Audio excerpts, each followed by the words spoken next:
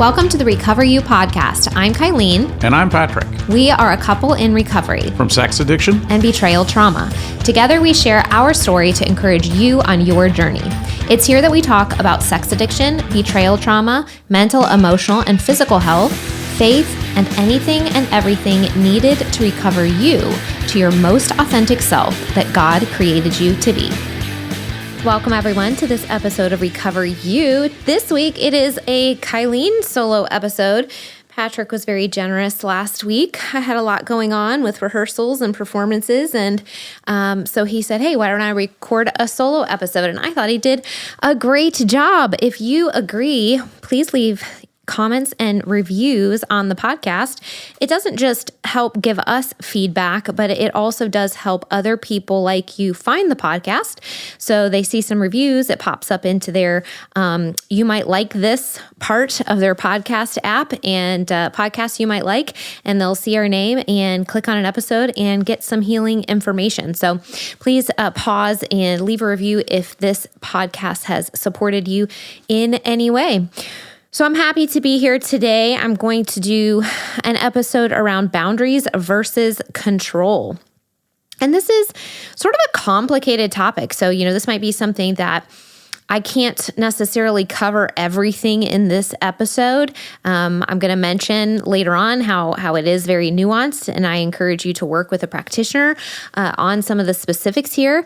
But I'm going to do my best to sort of open the conversation because this is definitely something that comes up a lot, whether it is from the addict and their frustrations at some high expectations and boundaries being set, or whether it is from the betrayed partner trying to navigate, like, how do I do this, right? How do I set a boundary? It's so weird. Like, I've never had to do this before. And it just tends to be an area that I see people really, really struggle. And in a weird way, this was an area that I didn't really second guess myself on. So I want to pass along a little bit about how I view it. And of course, I've learned a lot over the past 5 years, even more than, of course, when I was going through it and some of the mistakes that I made.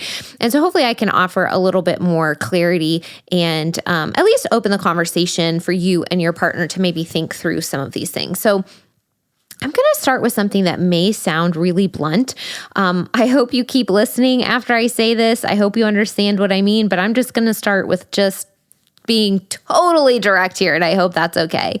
So we are going to talk about boundaries versus control. And before I dive really into the topic of those two things and what the differences are, I sort of just want to open with this idea that, if you don't like your partner, if you don't love your partner, if you don't respect your partner, if you don't view them as a good person, it might be time to consider divorce or separation.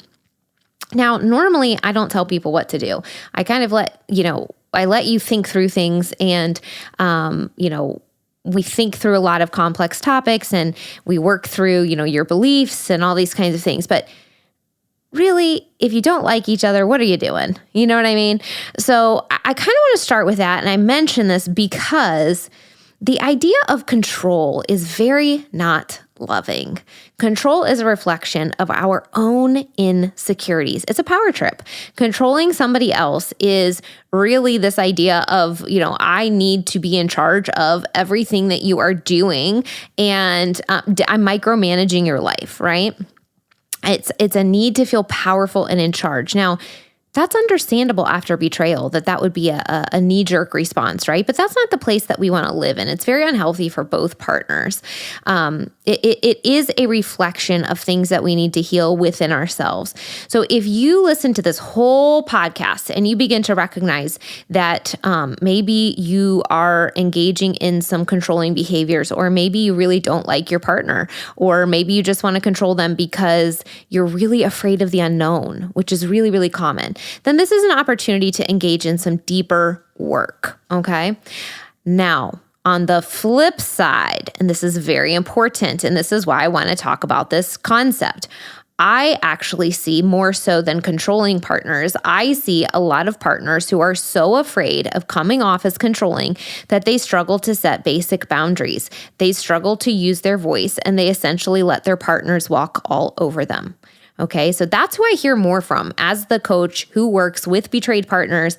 There seems to be a generalized fear of using our voice and setting boundaries because somewhere it has been absorbed that if you do that, you are a controlling, unloving spouse. Okay, and that doesn't have to be true. Boundaries are not controlling. So we're going to talk about the difference. Controlling is bad, boundaries are not. Health is in the middle. Health says, I know who I am. I know what I need. I know how you have hurt me. And if we're going to work through this as a couple, then I have some high expectations that you are going to have to hit in order to help me feel safe again. There's nothing controlling about that. There's nothing unreasonable about that. And what I do see is that when people finally become willing to set boundaries because it's scary. Like a lot of people are so afraid of setting them because they don't want to parent their spouse, they want to control their spouse, all of these different things, right? And when they start setting really strong boundaries and say, you know what, if you don't get this together, I'm out. When things like that start happening, the relationship starts to shift. Progress starts to be made. Now I want to put a little asterisk here. Their ability to get into sobriety and recovery is not your job, okay? But the betrayed partner, hopefully as a married couple, has a significant amount of influence. But really, it's where these statements are coming from that matters.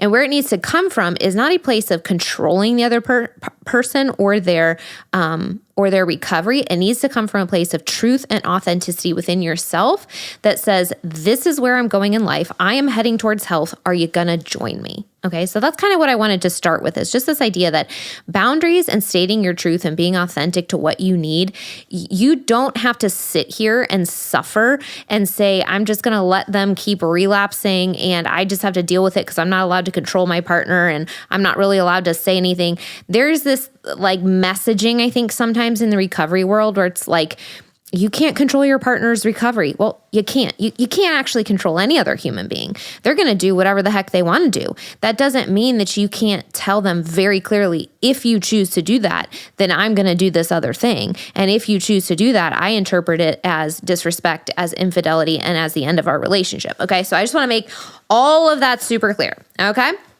So let's start, because again, this is one of the biggest stuck points I see is betrayed partners really trying to figure out the difference between boundaries and controlling their partners. I'm going to do my best to shed a little bit of light, and hopefully this is helpful in clarifying this a little bit. I think part of the stuck point stems out of really this, like I mentioned, kind of this codependent communication, an idea in the recovery community. Sometimes language focuses so much on not controlling your partner that it brings a lot of confusion. But I do also see where the faith-based communities can feel stuck because of the messaging around respecting your partner. The man is the leader of the house. You're supposed to submit to his authority, right? So there's a lot of reasons that this feels confusing for people. And I don't have I'm not going to be able to break down all of that in today's episode, but we're going to at least talk about the difference between the two. So let's start with control. What is it and how it makes you feel? Ultimately, control is the desire to be in charge of everything, right? And who wouldn't want that, right? If you can control everything, nothing bad will happen, right? But the reality is it just doesn't work that way. We actually can't, we have no physical control over other people. If we had control over people, bad things wouldn't happen. If we had control over our partner, they wouldn't have looked at pornography. If we had control over our partner, they wouldn't have hidden things from us, right? And we really don't have control now. So it's a little bit of like a misnomer, like this idea of like, oh, I'm being so controlling. Like you can't. You literally cannot control another person. Now, the way you communicate can come off as controlling. It can come off as controlling. And that's kind of what we're talking about here. So ultimately, this can really, if it is being controlling, if that is our goal, where is it coming from, right? We're trying to make ourselves feel safe. We're trying to feel powerful. We're trying to feel in charge. And if you think about it, that makes a lot of sense because coming from betrayal, we felt so blindsided and so out of control and so unsafe. So what's a natural reaction? Well, let me do whatever it takes to feel secure. Right. But the thing with trying to control is it really gives us a false sense of safety, right? And ultimately, it can lead to negative relational dynamics and more of a focus on your partner than your own healing. So I'm going to hyper focus on all of your behaviors. I'm going to hyper focus on telling you what to do. I'm going to hyper focus on all of these things, right?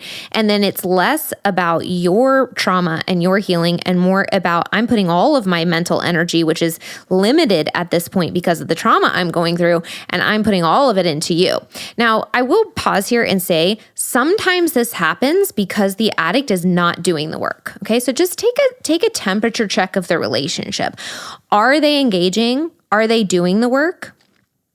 Sometimes I see it's a natural tendency for the partner to amp up control or a desire to control or hypervigilance as a response to the lack of safety that the addict is causing and creating because now they've been discovered and they're not taking recovery seriously.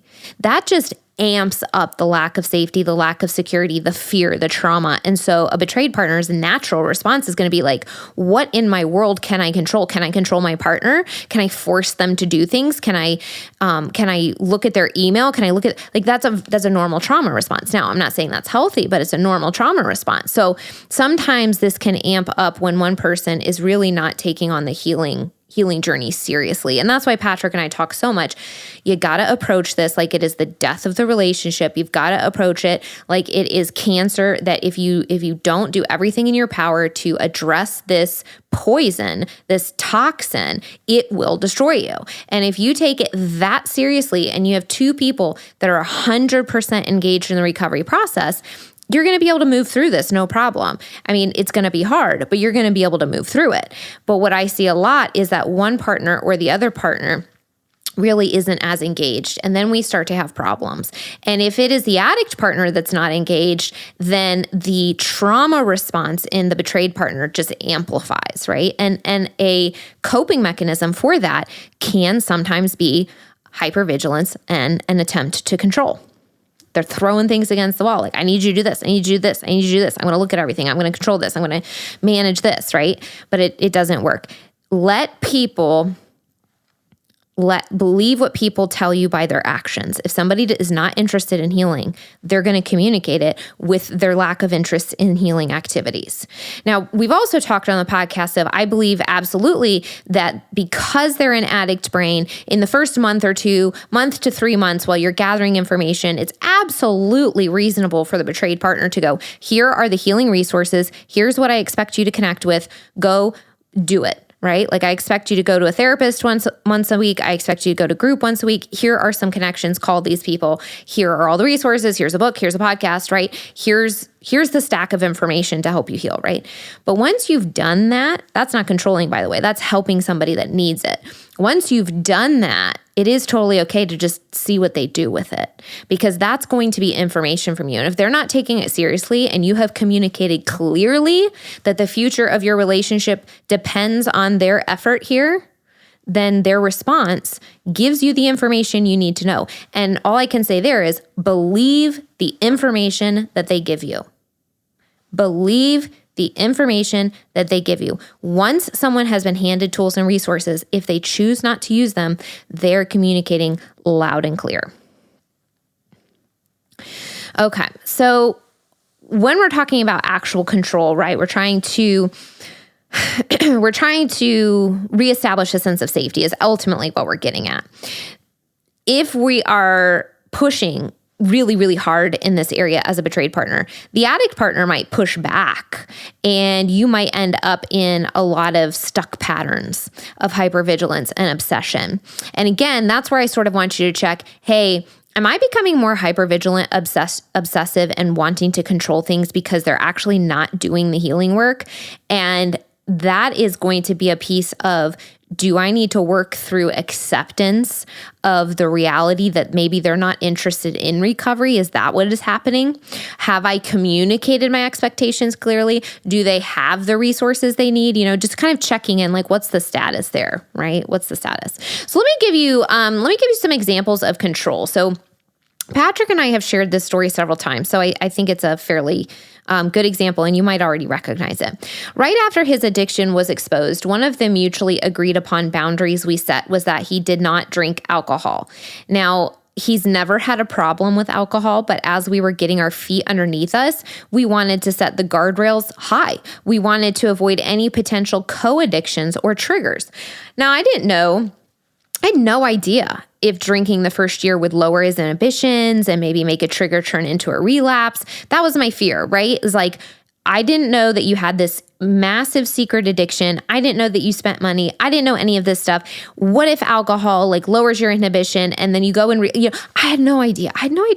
So we were sort of in agreement that we were going to do whatever it took to get past this. And so one of the things that I said was, I didn't want him to have a co-addiction. I didn't want him to, I'm not doing porn anymore. I'm not masturbating anymore. I'm not engaging with cyber sex women anymore. I'm not doing this anymore. So I'm going to turn to alcohol, right? So it just made me feel better to say, hey, let's not engage with alcohol. I would rather you not. So we didn't know. And we didn't have enough information about his recovery or his triggers or his patterns, right? So in the beginning, it was a mutual agreement. Over time, as Patrick got solid in his recovery and brought up the boundary eventually, we agreed that just for my emotional security, hey, yes, you can drink, but if you are traveling or you are away from me or you choose to drink, can we maybe limit it? Let's just have a limit on it. Let's start with 2 drinks. And can you tell me that you're drinking just so I know that that's what's happening, so I'm aware, right? And so he agreed. So I want to highlight a couple things here. This is one of those things that it is a mutually agreed upon thing because we both had the same goal in mind and because he was very aware that he wanted to do whatever it took to create emotional, physical, and mental safety for me. Okay. But as you're hearing, this has evolved over time. So he agreed to communicate, hey, if I'm traveling, hey, if I'm, out with, work dinner or whatever, and I have some wine, I'll let you know. Right. So if he had a business trip or whatever, he'd communicate if alcohol was involved. Then there was an uncomfortable middle part where I kind of settled into all of this. I got used to it, right? And the boundary shifted into me needing to let go of control because it was actually no longer reasonable. So up to the point that I just shared, it was very reasonable. The first one, we had no idea. We set the guardrail high because we didn't know if he was going to be a relapser. We didn't know if alcohol was going to be a trigger. We didn't know, right? So we set the guardrail high. Over time, we sort of figured out alcohol is not involved. It's not a trigger. His sobriety's super good. Everything's fine, right? But then we were kind of like, let's wean off of it a little bit. Can you help me out psychologically and emotionally, because I'm still feeling unsafe in this relationship and this was so traumatizing. Can you communicate to me? So he did. Now, then eventually it moved into, hey, I'm good. Patrick's good, right? So Kylene, why do you need me to why do you need to control this? Is this a control thing? And I sort of recognized he's solid in sobriety. We knew drinking wasn't a trigger. He didn't have a problem abusing alcohol. So he brought it up. And I really at that point had to acknowledge the only reason I wanted to hold on to this as a boundary or as a quote unquote rule or whatever you want to call it was because it gave me a false sense of control. So I had to be willing to recognize that. And because of that, I was able to release it and we kind of worked through it.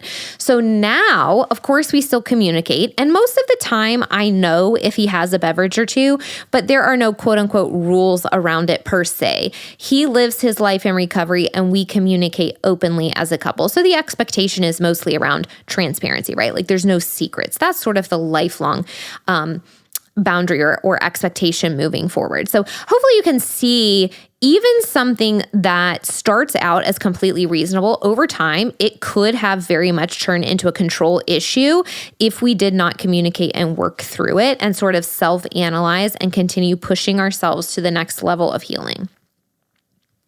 So let me give you maybe another example. Patrick spent a lot of money on acting out. And in the beginning, I had to be in charge of everything. So again, we went from me not being involved in the expenses. I never checked the accounts. I just prefer it that way where, I trusted him and I just didn't want to be involved. But when I found out how much money he spent, you better bet I was in those accounts. I was taking all the records, paying attention to the charges, adding it all up, looking at what the heck was the pattern, seeing the binge purge cycles, and really getting an idea of, whoa, this has been a problem. This has been a huge problem, and it's been a problem for a very long time. So, I came from not being involved at all because I trusted him implicitly, and up to the point of discovery had no reason not to. And then it completely switched to me having complete access of all of our accounts, access to all of our money, and taking access to cash away from Patrick because, again, cash wasn't really a thing. He usually used credit cards for the expenses, but we said, okay, money is a problem. We're going to set the guardrail as high as we possibly can. And again, this was a mutual thing. We're going to set it as high as he can. So I maintained access. I had I had access to all the bank accounts. Everything was locked down as much as it could be locked down. I think he didn't have a debit card for a long time, so he couldn't get cash. If somehow he had access to cash, he had to tell me about all this kind of stuff, right? So it was a lot. Over time, Patrick began managing the money again. Now, we've been more than 5 years in recovery, so somewhere over that course of time, he started managing it. I, of course, still have access, still have all the passwords. I have the ability to check it at any time, but I really don't anymore. I can at any moment, I can pop in there.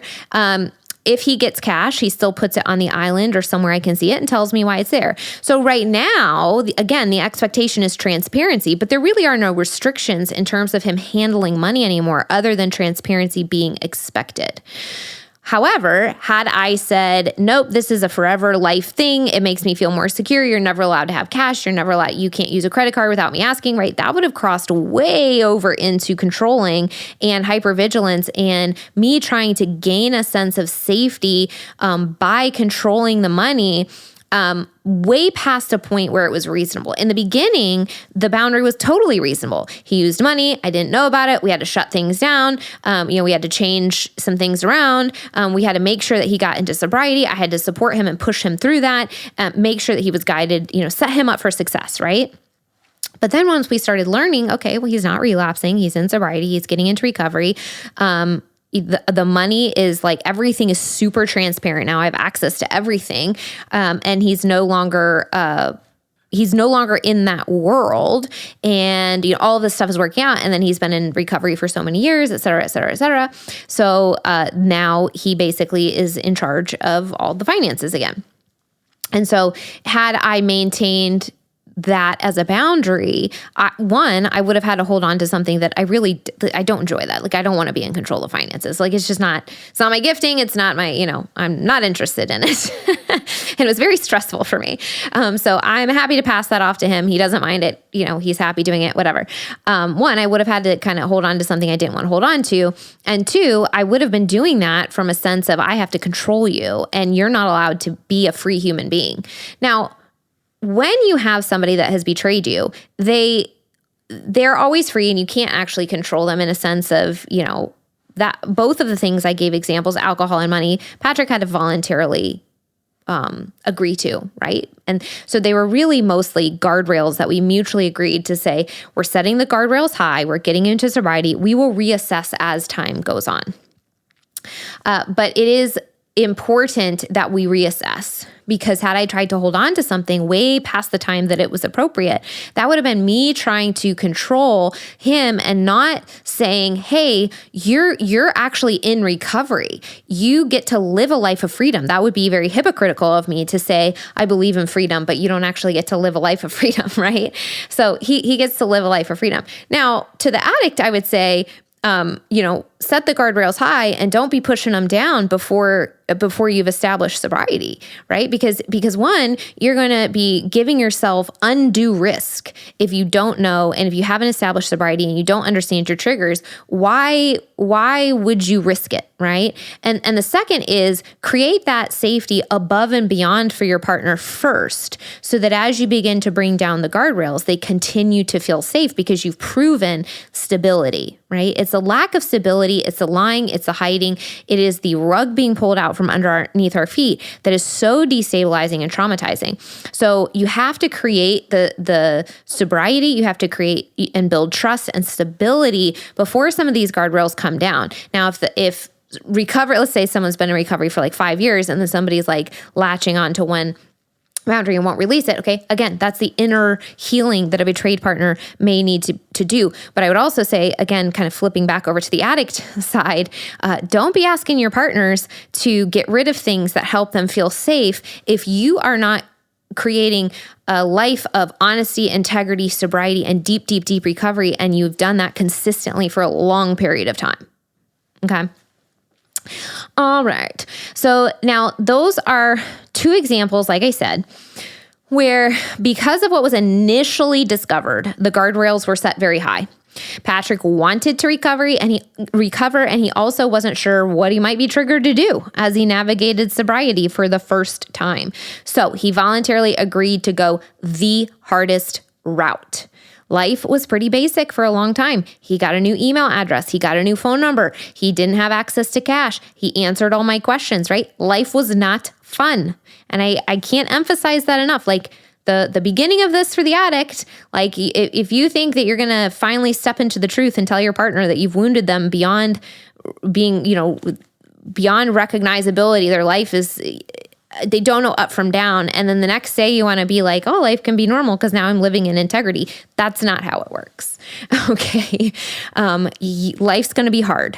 And hopefully you want to recover deeply enough that you're willing to do that, because the people that we see do that are the people that succeed. The people that want to skip the hard, that's just humanity. Every human who wants to get, to the top of the mountain but doesn't want to climb the hill, they don't succeed. So we have to be willing to go through the hard things, and you've got to recognize how deeply you've wounded your partner, and they're going to have some high expectations. So the boundaries we established were agreed upon and very reasonable based on the behavior and the lack of early knowledge of how his recovery would go. We had to set stuff up based on, we don't know what's going to happen. Then they changed as he established sobriety. We learned more about his specific patterns. He moved into deep recovery. He resolved a lot of issues, and things began to shift over the course of several years as trust was reestablished. So here's something that I just really want to make clear.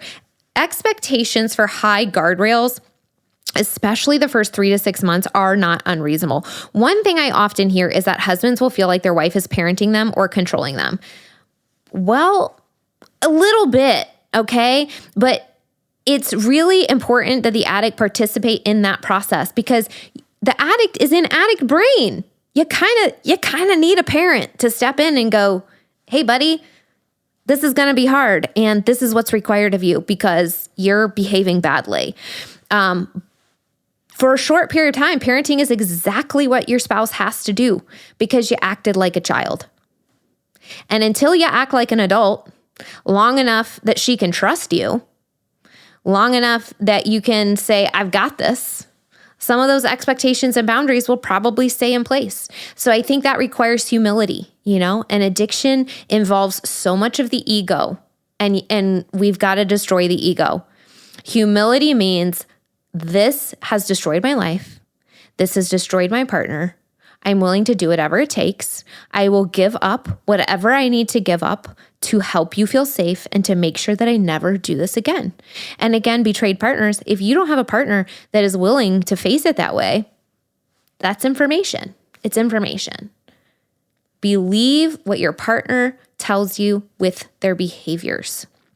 Someone that is ready to give up their addiction will give it up and will put high guardrails in and will respect the trauma that they have placed on you, and they will care about helping you feel safe. And they may have conversations, like Patrick has brought this up. He's like, hey, Kylene, what's going on about this one? It makes no sense, right? Because there were also times where I was kind of throwing spaghetti at the wall, trying to see what would stick, right? But as we sort of figured it out, all the extras kind of fell away and the important ones stuck, right? So work together. And again, going back to the beginning, do you like each other? Do you respect each other? Are you friends? Because if not, what are we doing?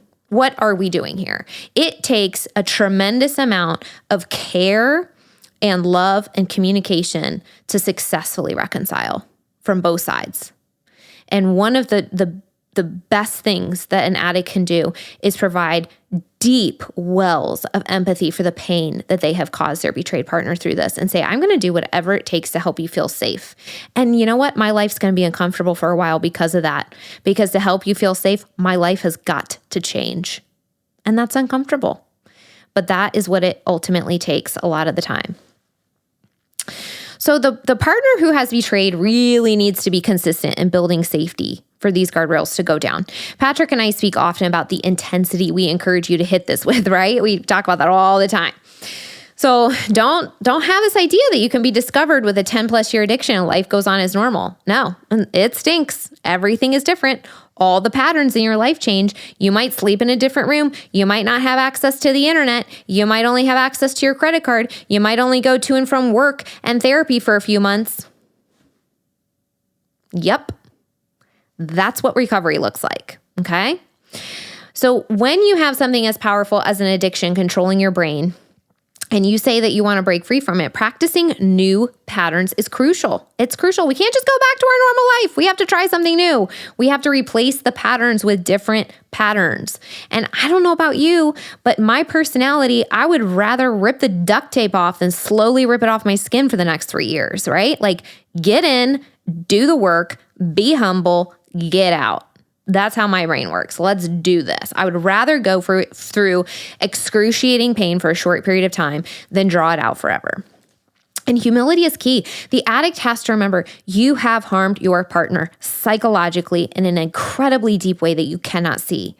She may say she's forgiven you. She may be able to function and get out of bed, but trust me, you just gave her a gunshot wound to the head. And every time she asks for something to help her feel safe and you choose to get defensive, her brain is going to perceive you as a threat. Every single time. And every single time that happens, you have slowed her ability to recover down. Safety is primary. It is the foundation for a betrayed partner to be able to begin to heal, begin the long process of healing.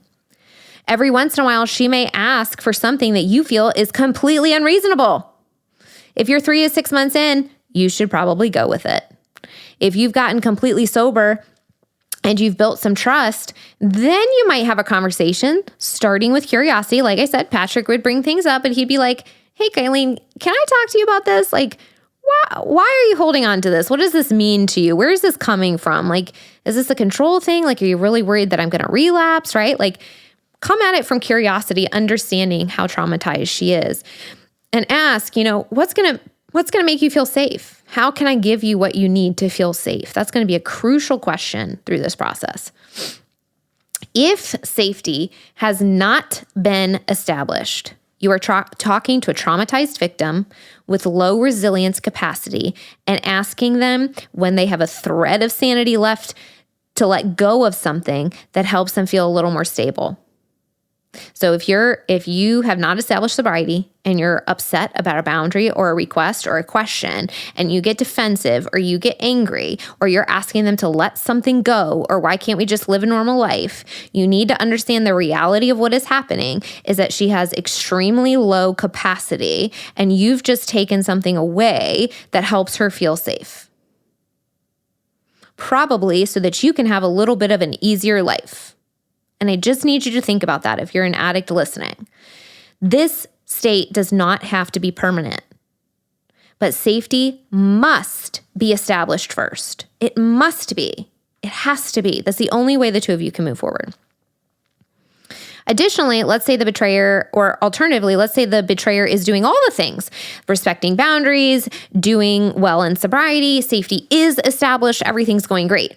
This is when I, as a betrayed partner, really need to check my own motivations. It's easier in some capacity to parent, to control, to be the person in charge of everything in some ways, right? To be the decision maker. But remember, this leads to a false sense of control, a false sense of being in charge. If I'm in charge, nothing bad can happen. But that's just not true. We cannot control the future. We cannot control our partner. So we always have to check, like, where are our motivations coming from? And one last thing to mention about control is that the response to a quote unquote boundary that is actually control more looks like punishment. But if your response is coming from a place of, if your response is coming from a place of wanting to punish or correct the other person, it's time to do some self-reflection about where this is coming from. All right, so let's move on to talk about boundaries and what healthy boundaries look like. We spent a little bit of time on control here. Let's talk about healthy boundaries. Boundaries have nothing to do with control. That's where all the confusion comes in. I don't want to set a boundary because I feel like I'm controlling or parenting. No, boundaries have nothing to do with control. They have everything to do with safety and creating a vision of a healthy life and what fits inside that vision. So a boundary is literally stating what you need in order to feel safe and to live a healthy life with or without this person moving forward. Then it's an invitation for them to respect that boundary and join you in creating that healthy life. If they then choose not to respect your boundary and they step over it, that is information. Again, you got to believe their behavior. If they do choose to respect your boundary, then again, that is also information, and that is the first step in moving towards rebuilding trust and safety. So let's walk through some examples of what I might consider normal, healthy boundaries. There are mutually agreed upon accountability boundaries. This is some of the stuff that I mentioned earlier. This is where your partner says, I want to recover and I want the guardrails high. Let's do this together. Mutual accountability boundaries might be things like no phones in the bathroom. Like a lot of times the bathroom is the acting out place and the phone is the tool used. So that's just an example that's really, really common. No communication around when you're coming home. Like, can you let me know when you leave work? And sometimes sleeping in separate rooms. And those are all things that you would mutually have to agree on. Then there are boundaries that do not require your partner's buy-in. These are non-negotiable expectations for what it means to create safety in your body and in your life, what it means to rebuild trust, and what it means to remain in a relationship with you. So this might look like, if you can't attend group regularly and accomplish sobriety, I cannot continue in this relationship. Now, I mentioned earlier that response to a control, quote unquote, boundary being violated is punishment. But the reality is a boundary is just a wish if it does not have a response associated with it. The difference is that real boundaries have to do with safety and health. And most of the time, you are the one that responds. So instead of doling out a punishment, as an example, you are responding to the boundary violation with an action yourself. So some examples of a healthy boundary might look like, in order to consider moving forward in this relationship, I need you to connect with a CSAT therapist and start the process of moving through a full therapeutic disclosure. If you choose not to do that, I will interpret that as you choosing your addiction and or continuing to hide things from me. Okay, so you're telling them, if you do this, this is what I need to stay in relationship.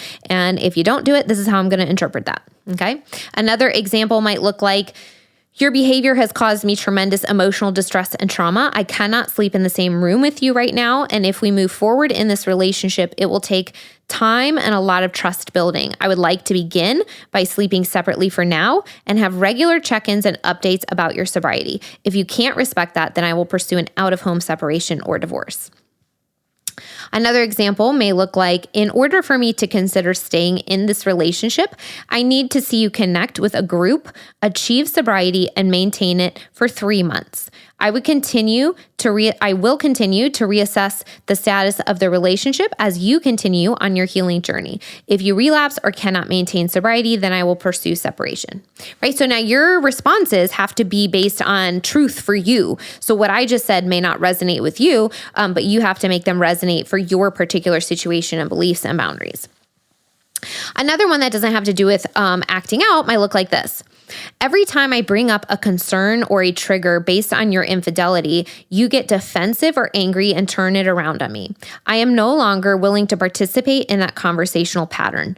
When I feel upset and I come to you, I am trying to connect and find safety. I would appreciate it if you would listen with empathy. I understand changing this pattern can take time, and I'm not expecting perfection, but if you can't get your anger and defensiveness under control, I cannot continue in this relationship. Next time you begin yelling, I will leave the room. So that is sort of communicating the problem, the awareness that a pattern like that is going to take some progression and it may not be perfect overnight, but you're also communicating, hey, the next time you engage in this pattern, I'm leaving the room. Like, I am not participating in this pattern anymore. In betrayal, particularly, boundaries are a nuanced area.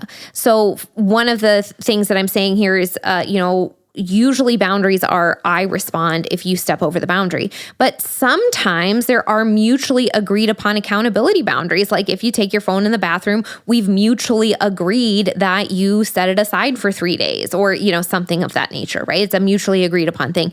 So again, it's not a punishment. It is a response to an agreed upon thing. But then when you're talking about individual boundaries that have to do with your mental health and your safety, that is just if this happens, then I will respond this way. So I would love to say that, betrayal boundaries, I'd love to be able to go, this equals control, this equals a healthy boundary, and give you a list in each category. But sometimes there are, this in-between area where other people might perceive it as control when in actuality, it's very normal and things that a couple mutually decides to do for accountability. So a polygraph would be a great example of this. To a lot of people who've never gone through infidelity, their initial thought when they hear something about a polygraph is that's so controlling. Or something you'll see on social media a lot. People will say things like, if I was in a relationship where I needed a polygraph to trust that person, I would never do it. I'd be out. They'll just make an assumption, right? Because they've never been in this situation. But in the recovery world, a polygraph is extremely common. It's very normal and makes a lot of sense when you're working with a recovering addict who's engaged in inappropriate behavior that has compulsivity and that he has hidden and lied about. And so then a polygraph makes a lot of sense and is very, very common. Others may think asking someone not to take their phone in the bathroom or deleting the internet is controlling. A healthy addict wanting to recover, however, will view this as a guardrail, both for their own sobriety and for their partner's emotional safety. So the key is really to ask, why are you asking for a guideline and where is it coming from emotionally? Is it a sobriety guardrail? Those are the boundaries that the addict has to willingly participate in. Is it a relational boundary? That is something that you can communicate clearly on your own. Is it something that you just want to implement in order to feel a sense of control and safety? Well, that might be something to stop and engage in some self-reflection and or a conversation with your partner and your practitioner to see what can we do about that. Are there things that can help me feel safe while I release the control? What's another option here? I do want to mention the What's Next course. There is an entire module on boundaries, what they are, how to communicate them, and how to think through them. For people new to discovery and disclosure, the What's Next course lays out the foundational information you'll need to know as you begin to recover. And the entire course, which is over 15 hours of material and foundational information for a betrayed partner, is only $127. You can check out the website, recoveryoucoaching.com. You can look down in the show notes and check it out. But there's a lot more. This particular episode is based on boundaries, so I mentioned that in there. But there's a lot more information in the What's Next course guiding you through these initial steps and this initial phase of what the heck do I do after discovery? How do I navigate this with my partner? But like I said, throughout this whole episode, boundaries tend to be a real minefield for people. They really, really struggle with it. So there's a whole module in there with several videos navigating this topic of boundaries. Whenever possible, I always encourage you to work with a practitioner. This topic, like I said, is nuanced. And as you can see, there are certain boundaries or expectations that can feel confusing. What's his responsibility? What's my responsibility? What's okay for me to set as a boundary? What does he have to voluntarily participate in, etc.? Or you might be wondering, how do you loosen the reins once your partner is really deeply into sobriety and moving into recovery? How do you then focus on your own healing and begin rebuilding trust? That's hard too, right? Once you guys have created a lot of safety and stability and things kind of feel normal, it's natural to just want to rest in that place. But sometimes the place that we want to rest still has these areas of unhealth, and we really want to hold on to them because they give us this sense of safety. But if we're able to really have a clear vision of what healthy looks like and what freedom looks like, we'll notice eventually that these things are getting in our way. So how do I do that? How do I move past those? And that's where working with a coach or a therapist can begin helping you work through the deeper emotional layers of recovery. Maybe you're somebody that is 3 years, 4 years in and is just still emotionally struggling to feel free in your life after betrayal, right? There's so many different layers to this process. If you'd like to book a connection call, you can take a look at the website, recoveryoucoaching.com. The link is in the show notes. And you can just book a free connection call to see if working together is the right fit for you. Again, if this or any other episode has been helpful, it would mean so much if you just pause and leave a review. Again, the reviews, we love to see them, but we also really appreciate when someone leaves a review because it does help this podcast pop up in other people's feeds as a recommended listen. And really what Patrick and I are trying to do, where our heart lies, is in encouraging people to live lives of health and freedom and to really spread the message that this is possible and the work is hard and the work is tough. But the best things in life come with effort made. And so we are here to sort of spread the vision and to give you the tools and to encourage you on this journey. I hope this episode has been helpful. Remember that every day is a new opportunity to choose health and freedom. Make that choice today, and we will see you next week. Woohoo! If you're listening to this, it means you've made it through an entire episode. Part of recovery is spending time engaging in healing and self-growth activities. We are thankful that you chose our podcast to be one of those activities today. Make sure you reward yourself for that accomplishment. If you've enjoyed this episode or this podcast, we would love to hear from you. Please take just a few moments to leave a rating and review, letting us know your experience with Recover You. We not only love hearing how these episodes are helpful, but ratings and reviews help others just like you who are searching for recovery information and support find the podcast too. We can't wait to hear from you. See you next week.